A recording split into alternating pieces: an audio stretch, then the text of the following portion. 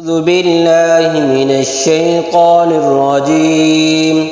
بسم الله الرحمن الرحيم. هل أتاك حديث الغاشية وجوه يومئذ خاشعة عاملة ناصبة تصلى نارا حامية تسقى من عين عانية ليس لهم طعام إلا من ضريع لا يسمن ولا يغني من جوع وجوه يومئذ ناعمة لسعيها راضية في جنة عالية لا تسمع فيها لاغية فيها عين جارية فيها سرر مرفوعة وأكواب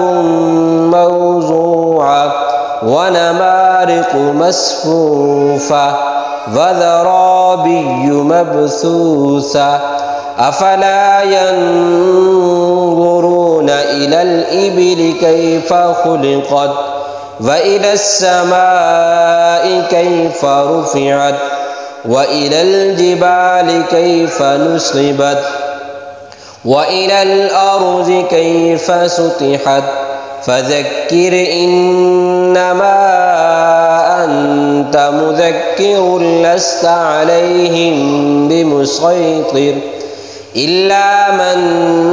تولى وكفر فيعذبه الله العذاب الأكبر إن إلينا إيابهم ثم إن علينا حسابهم.